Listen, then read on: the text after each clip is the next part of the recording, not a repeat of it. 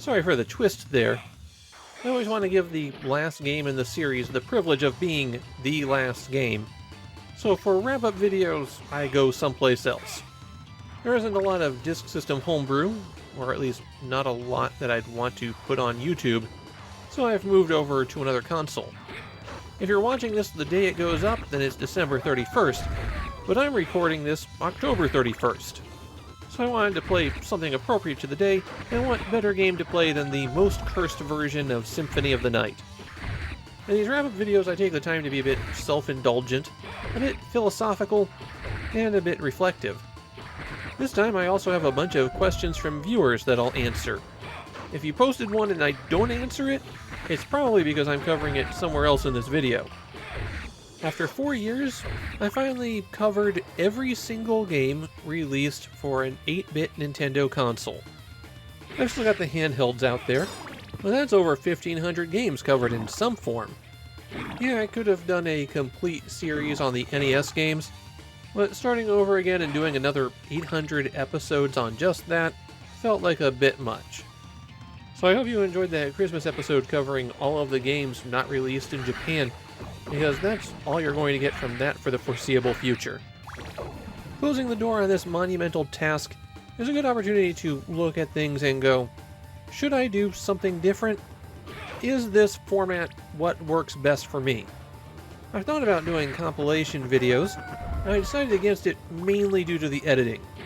If I just stitched everything together, then you'd have roughly 25 seconds of downtime in between video game content. I'd need to shrink the intros and cut out the outros. But thanks to the way I crossfade everything, it'd be really messy unless I re-render everything from the original sources. Basically, it'd be an enormous amount of work to put things into what I'd consider to be a good state. I didn't think about changing my format for the next series, piling multiple games into one video. I decided against doing that because I think one of the strengths of the format is being able to look up any obscure game. While I don't let myself fret about discoverability, I think my biggest strength comes from being the only person to talk about some of these super obscure games. And that's something that's going to be harder to find if I bury it in another video. On top of that, individual videos mean a better schedule. That's something that works to keep the project on track. So, continuing onward, still going to be individual episodes, targeting 5 to 10 minutes on each game. I have decided to stick to an every other day schedule. That's something that's better for my peace of mind. I'm also not going to let my buffer exceed 2 months. That was something I decided on with the Year of FDS, and it gave me some leeway to do some other fun projects through the year. So next year there will be 182 regular episodes of, well, we'll get to that. Plus other videos depending on my whims. Speaking of how the channel's doing, I still maintain a rule that I don't look at my numbers at all. But I do know that I've been getting more popular, and because of that I have had things bubble up while I've been researching other topics. So honestly, I'm a little bit surprised at how many people are watching.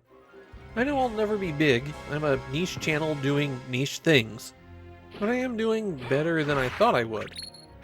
And I started off the year in a really weird place, because the goofy video I made because the 31st was a Sunday, and I thought, why not keep my consecutive video streak going for 2 more days, turned out to become a bit of a monster.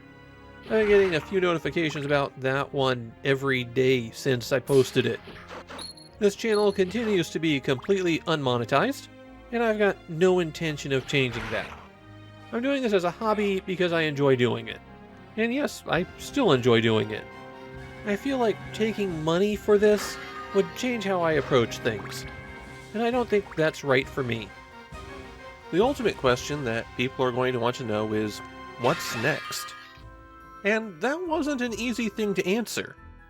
There's no such thing as a perfect choice here. Here's the major criteria I was using when deciding. First, a relatively large but not huge library. If I'm going to do 182 videos a year, a 10-year project is a bit much. Second, as I progress forward in video games, I'm going to run into more and more games that don't fit into my rapid video production format. If after an hour of play I've watched 30 minutes of cutscenes and I'm still in the tutorial, then that's a game that's a pretty bad fit for how I make videos. I'd also prefer that there not be a lot of wide coverage of the system. While I'm not going to reject a platform because somebody else has talked about it, it is the kind of thing that's going to make me think twice. I also want to have the actual hardware to play the games on. While I'm not going to hold myself tightly to every game has to be an original copy played on an original console, I do want to stick to that as much as possible. Fortunately, out of the major systems, and by major system I mean has more than 24 games, there's maybe 3 or 4 that I don't have, but that is a consideration. I also wanted to have a decent library. There are some platforms where I really have to struggle to find a game that I think is good, and spending a long time talking about stuff that I really dislike is just going to be a turn-off both for me and I think most of my viewers. Getting my dander up once in a while is good. If it's every episode, though, then it makes you go, why are you even doing this? So let's go through a few systems and give them a spin. One of the obvious picks is the Master System, and yes, I have the Japanese Master System, not the Mark III. It's often positioned as a rival to Nintendo, so that makes a lot of sense. And it has a decent and not often discussed library. One of the downsides here is that the story really begins with the SG-1000. And while there's quite a few little-known great games on the platform, the fact that the platform's pretty much Sega and Sega only makes the whole thing feel a bit narrow. But what about the Famicom's actual rival, the PC Engine? A huge library that doesn't get a whole lot of attention in Western circles beyond a few big titles. There's more games than you might realize, with around 700 total released for it. And there's a through line to its story of a shifting Japanese video game market. The downside here is that the hardware is incredibly confusing. And once I get past about 1991, the platform becomes almost exclusively bad ports of PC 98 adventure games that weren't very good to begin with. Maybe I could stay in Nintendo land. Not that Nintendo land. Going through the Game Boy's library would let me stick with 8-bit Nintendo systems, and I could run it together with the Game Boy Color. There's around 1,050 games in just the Game Boy library, and I already have about a quarter of them. One of the big downsides here is the Game Boy as a platform tends to be rather limited, being weaker than the original Famicom, and having to build around the portable system's limitations tends to result in a lot of really weak games. On top of that, visually, Game Boy games aren't especially exciting, even if I'm trying to spice things up a bit with a Super Game Boy 2. The Super Famicom's an obvious choice for a successor series. There's also just about the most monumental library on the table, with over 1,700 games. On top of that, the Super Famicom's a bit weird. If you thought there were a lot of Mahjong and Pachinko games on the Famicom, you ain't seen nothing yet. Also, the history of the Super Famicom is weird. You've got its launch as a successor system, so far so good, and then after a year or two there was the announcement of the PlayStation, big drama, and then about a year and a half after that, the falling out happens, and then a year later Sony launches the actual PlayStation, and that is pretty much the entire console story. In a very real sense, the Super Famicom was just a continuation of the Famicom, but that era had passed, and other people had taken up the mantle of steering the gaming industry. So then there's the monster, the PlayStation. Probably as far forward as I'd want to go in any of these chronologies. After this, you'd really have to start drilling down deeper to make it work. Over 4,000 individual releases. It's a library that is in desperate need for this kind of documentation project. So many of the games, especially the Japanese games, never get any attention. The downside is it would take me over 20 years to complete the project. I mean, there's 4,000 games! If I went mad and also could completely dedicate myself full-time just to doing this, and never gave myself a break or a vacation, I might be able to finish in 6 years. Yet, documenting the PlayStation library solo would probably kill me. The Saturn is a better option for me if I wanted to do a CD-based system, but it is another platform where things go off the rails fast and then stay there. And that brings me to one that I did a lot of preliminary work on and then chose to discard. The IBM PC. Or PC compatible, I guess.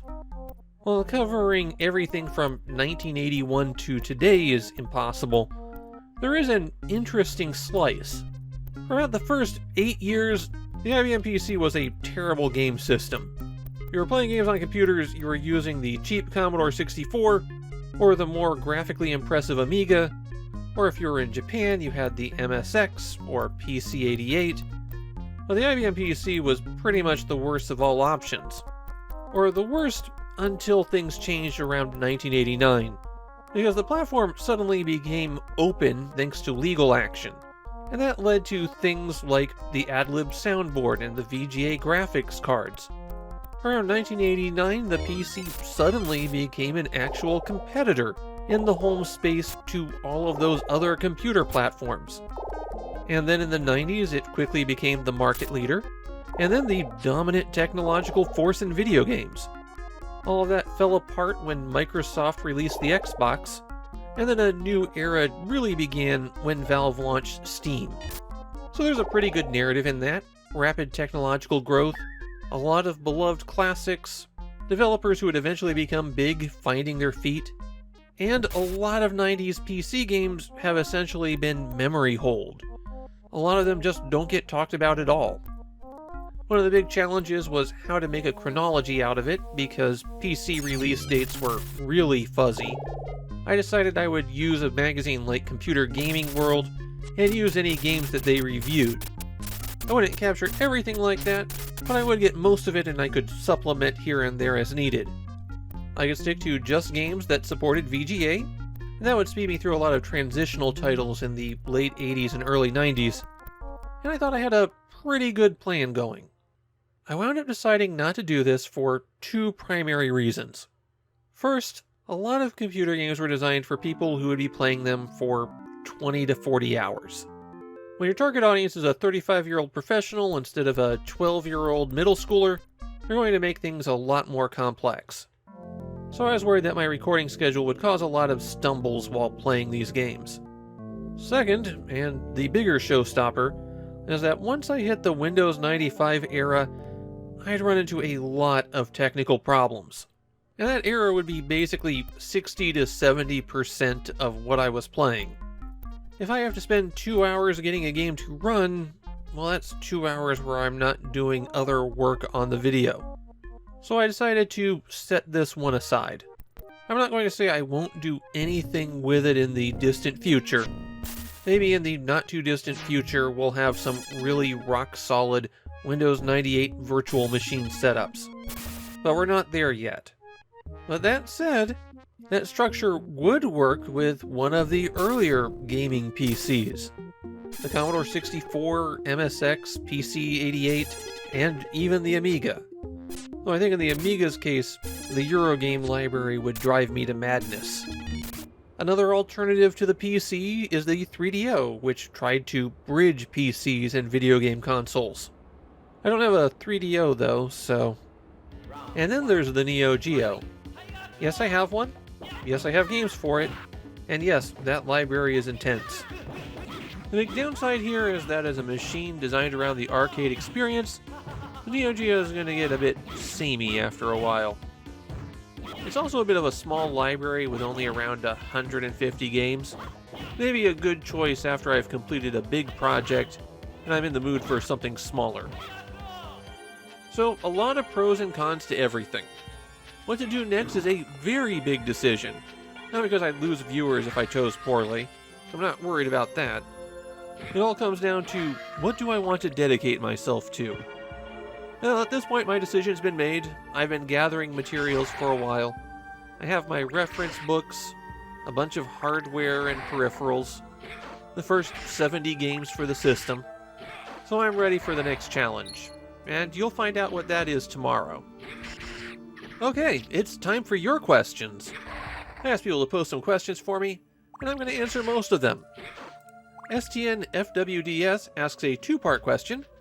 On retrospective, are there any games in Family Daily that you have changed your thoughts, gotten major new info on over the years, and might want to go back and edit on your videos? Well, of course there are.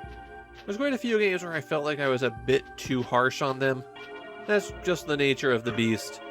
If I wasn't in a mood to engage, then I'm going to respond worse to a game. It happens, people can't be up all the time. And given the rapid turnaround on my videos, there were quite a few times where I found out something interesting well after I made my video. A good recent example of that is information on some early Easter eggs that were slipped into Namco games, and how hostily Namco responded to them. At least in those cases, I got a chance to include it in the FDS videos. They go on to ask, I've always been impressed how consistent of a schedule you've been running on this series. How would you describe your work ethic on running this channel, and do you think you'll ever work on something similar? I describe my work ethic as obsessive. You have to be to make this many videos on this many topics in this short of time. It helped that I locked myself into a routine. That let me keep going, putting one foot in front of the other until I reached the end. As for something similar, well, that starts tomorrow. Typeon64 asks, ever consider finishing the Famicom NES by doing a video series specifically on the games not released in Japan? A series? No. A video I released a week ago? Yes. Marius Amber 3237 asks a big one.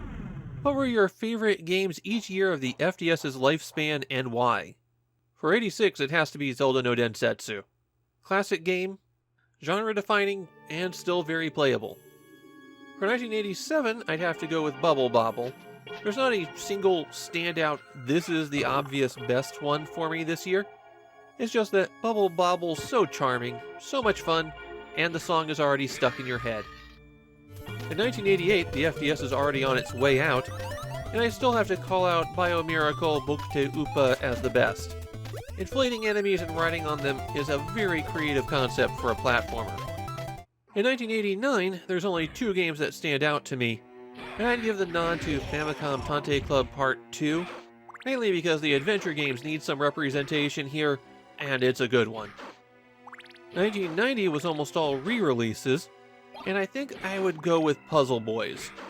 I really do enjoy puzzle games, and this is a solid one. 1991 only had 4 releases, so time twist. There's nothing else anyone would even want to talk about. And between the two 1992 releases, I think I like Jonken Disc Joe better, but that port of Versus Clue Clue Land is also good. Marius Amber also asks, were you surprised positively or negatively about anything while working on this project? Well, I was surprised that my Do-Re-Mi keyboard didn't work. I still need to do some diagnostics on that. I was a bit surprised when the disk system transitioned to being the platform for the weird experiments.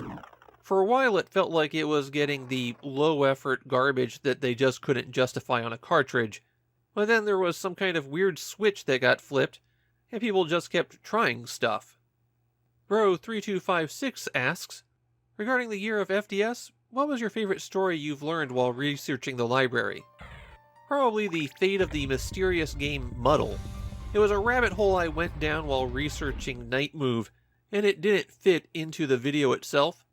Alexei Pachetov's Wikipedia page lists his second game after Tetris as Muddle, but there's no record of this game's existence anywhere except on the Wikipedia page. And of course there was no citation. And through Chris Kohler on Blue Sky passing along the question, I found out what happened to Muddle.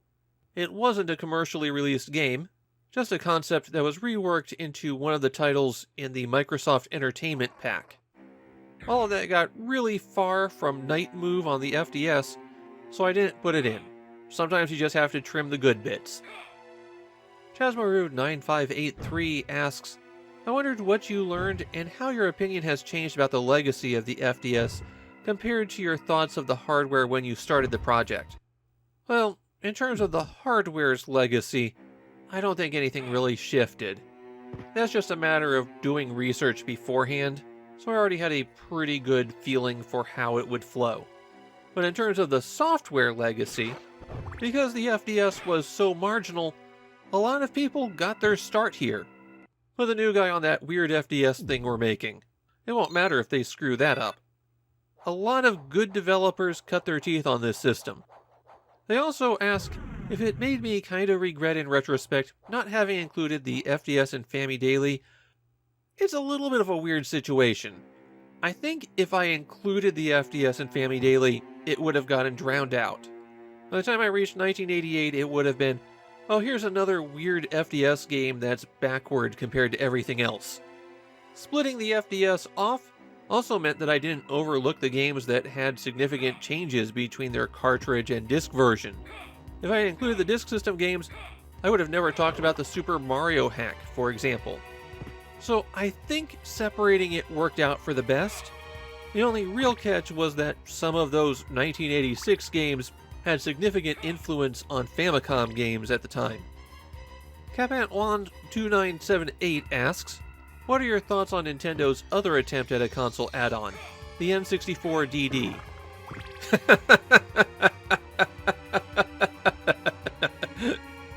Those are my thoughts.